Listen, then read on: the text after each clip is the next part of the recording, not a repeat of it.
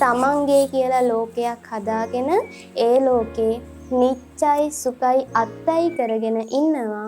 හැබැයි සුවයක් සැපක් ලැබෙන්නේ නැහැ. දුකටමයි පාත් වෙන්නේ.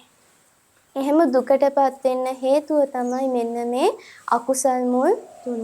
මෙන්න මේ රාග බීජය, ද්වේෂ බීජය, මෝහ බීජය.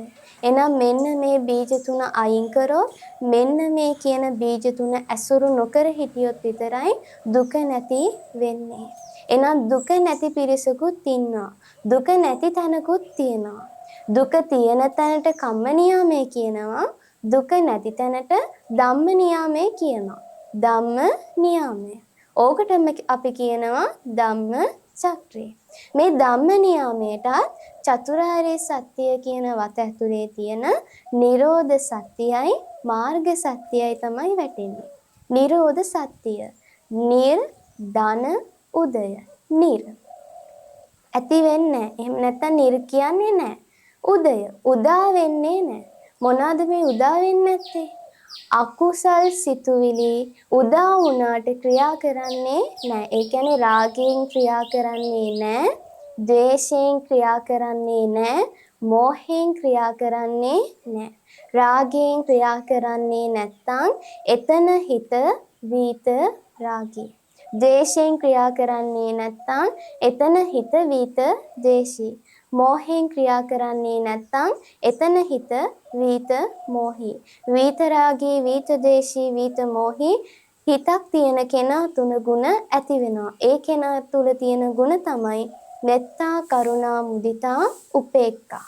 ගුණවතා හිත පිරිසිදු කෙනා, අකුසල් සිතුවලින් මිදිලා කුසලයේ වඩන කෙනා සසරේ යන්නේ නැහැ. ඒ කෙනා නිවනටපත් වෙනවා. ඒ කෙනාට කිසිම දුකක් නැහැ. ඒ කෙනාට බයක්, බරක්, බැම්මක් නැහැ. ඒ කෙනා අස්වාභාවික නැහැ. නිවන් දැක්කපු කෙනා, නිරාමස සුවේ විදින කෙනා, හිත පිරිසිදු කෙනා ප්‍රඥාවෙන් තමයි ඉන්නේ. ප්‍රකෘති ඥානයට අපි කියනවා ප්‍රඥාව. එනම් ප්‍රകൃතියේ ඉන්න කෙනා මේ ස්වභාව ධමයට එකඟයි. එයා ස්වභාවිකයි. අන්න ඒකයි එයාට දුක නැත්තේ. හැබැයි රාගයෙන්, ද්වේෂයෙන්, මෝහයෙන් වැඩ කරන කෙනා ස්වභාවික නෑ, අස්වාභාවිකයි. අන්න ඒකයි එයාට දුක තියෙන්නේ. එනම් මේ රාග, ද්වේෂ, මෝහ සිතුවිලි තුනෙන් වැඩ කරොත් සංඛාර පච්චයා විඥානං. සංඛාර සං කියන්නේ රාග, ද්වේෂ, මෝහ. කාර ක්‍රියා කරෝ. විඥාණයට පන එනවා. විඥාණය වී කියන්නේ විකෘතිය, විකෘති ඥාණයට කියන විඥාණය. අපි හැමෝම සසරේ යවන්නේ මෙන්න මේ විකෘති ඥාණය. එහෙම නැත්නම් විඥාණය. ওই විඥාණයටම අපි කියනවා නාමය. නාමය කියලා කියන්නේ ඔන්න ඔය විඥාණය තමයි. අපි මරුණාට පස්සේ අපිට මේ උරුම වෙලා තියෙන කය පොළවට දිරා ගියාට අපි අකුසල් සිතුවිලි ඇසුරු කරලා හදාගත්තේ නාමය එහෙම නැත්නම් විඥානය පොළවට දිරා යන්නේ නැහැ.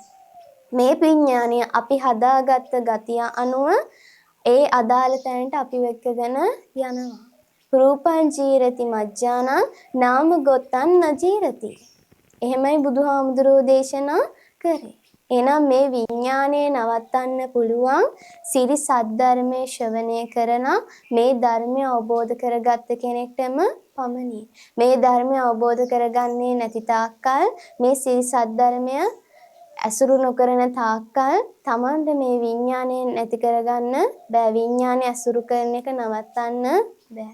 එහෙනම් මේ බුද්ධෝත්පාද කාලය මේ සිරි සද්ධර්මයේ තියෙන කාලයක්, දහම් වැසි වහින කාලයක්. එහෙනම් ඔබ මේ ධර්මයේ ශ්‍රවණය කළා නිවි නිවීම යන්න කිසිම මොහොතක පත්තු වෙන්න එපා.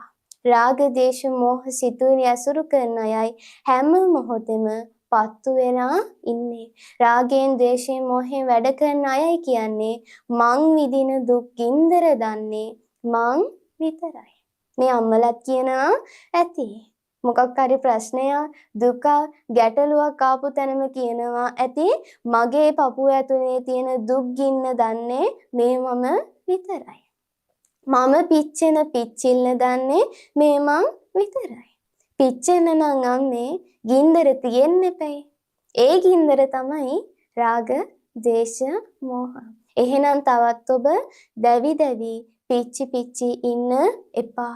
සසරේ යන්න මෙන්න මේ විඥාණයට බලය, ජවය, ශක්තිය දෙන්න එපා. තාප, වේග, වේදනා ඇති කරගන්න එපා.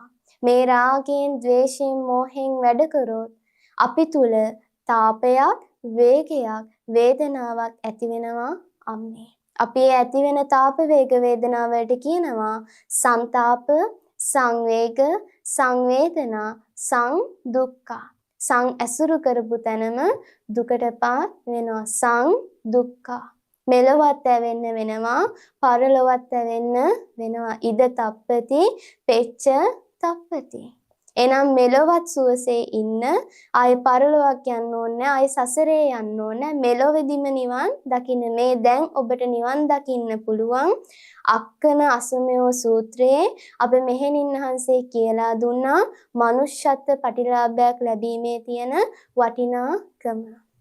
එහෙනම් ඒ වටිනාකම දැන් Tamanට හිමි වෙලයි තියෙන්නේ. දැන් Tamanට මනුෂ්‍යත්ව ප්‍රතිලාභයක් උරුම වෙලයි තියෙන්නේ. ධර්මයක් දැන් හිමි වෙලයි තියෙන්නේ.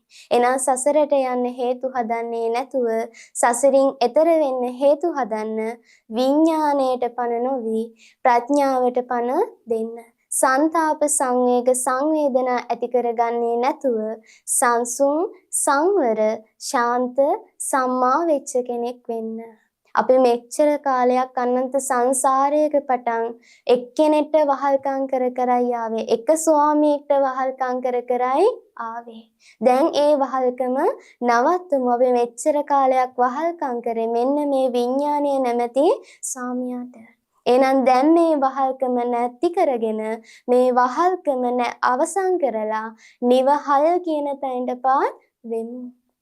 අපි නිවහල් නම් අන්න එතන නිවන.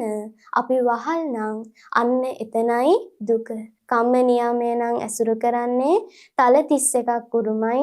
ධම්ම නියාමය නම් ඇසුරු කරන්නේ නිවන උරුමයි.